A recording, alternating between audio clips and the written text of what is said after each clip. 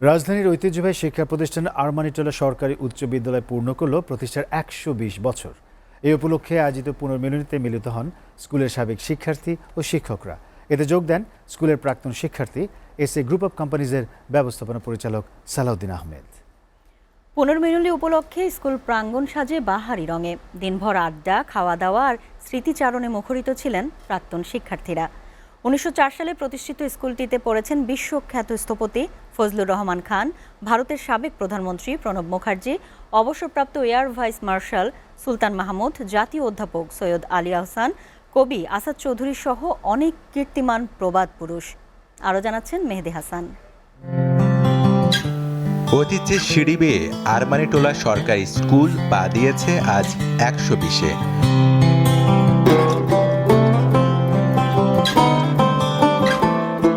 প্রতিষ্ঠার ফুর্তিতে মেতেছে তাই প্রাক্তনীরা যত।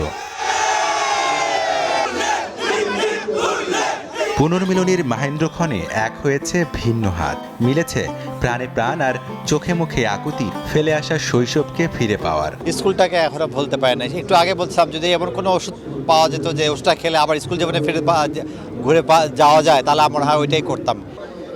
তারা যে সবাই একত্রিত হয়ে মিলন মেলায় সমবেত হয়েছেন, তাদের যে আনন্দ, যে ফুর্তি, মনে হচ্ছে যে সে ক্লাস 3-তে ওনারা বসে আছেন এখনও, যদি বয়স 70-80-র ঊর্ধ্বে অনেকের আছে এখানে।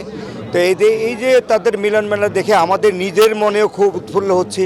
ব্রিটিশদের তত্ত্বাবধানে ১৯০৪ সালে প্রতিষ্ঠিত হয় স্কুলটি। বিশ্ববিখ্যাত স্থপতি ফজলুর রহমান খান, ভারতের সাবেক রাষ্ট্রপতি প্রণব মুখার্জি, জাতীয় অধ্যাপক সৈয়দ আলী আহসান, কবি আসাদ চৌধুরী সহ অসংখ্য কীর্তিমান প্রবাদ পুরুষ পড়েছেন আরমানিয়ানদের স্মৃতি বিজড়িত এ শিক্ষা প্রতিষ্ঠানে।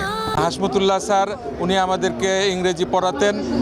উনি যেভাবে আমাদেরকে ইংরেজিতে দক্ষ করে গড়ে তুলেছেন, সেটা আগামী দিনে এমনকি এখনও আমাদের জীবনে অনেক কাজে লাগতেছে। এখানে নবীন প্রবীণের সমন্বয়ে অপূর্ব একটা মিলনের ক্ষেত্র সৃষ্টি হয়েছে এবং এরকম অনুষ্ঠানে এই স্কুলে আমি প্রথম অংশগ্রহণ করতে পেরে, অংশীজন হতে পেরে আমার আসলে চমৎকার, খুব ভালো লাগছে। আজকের দিকে আমার কাছে এত ভালো লাগছে, মনে হচ্ছে যে আমি এখনও এখানে আছি।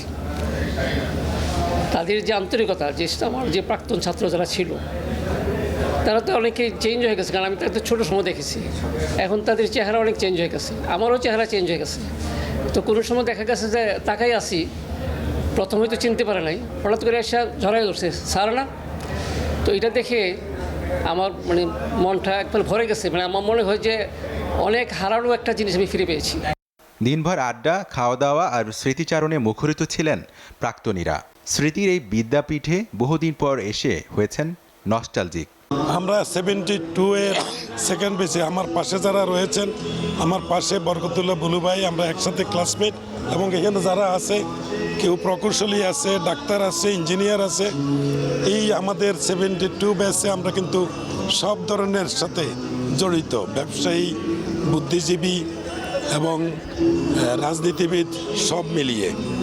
তো আমি আশা করছি যে আসলে এরকম স্কুল থেকে আমরা এসেছি, আগামী দিনেও যেন এই ঐতিহ্যবাহী স্কুলটা যাতে তার ঐতিহ্য বজায় রাখতে পারে এবং এর থেকে যেন আরও পরবর্তী যুব সমাজ যেন শিক্ষা গ্রহণ করে দেশের হাল ধরতে পারে, এটাই আশাবাদ ব্যক্ত করছি।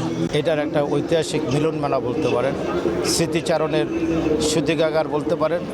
এখান থেকে আমরা এসএসসি পাশ করে জীবনের সবাই বিভিন্ন জায়গায় প্রতিষ্ঠিত হয়েছে, তাই স্কুলকে আমরা ভুলতে পারি না। পুরনো ঐতিহ্য ফিরে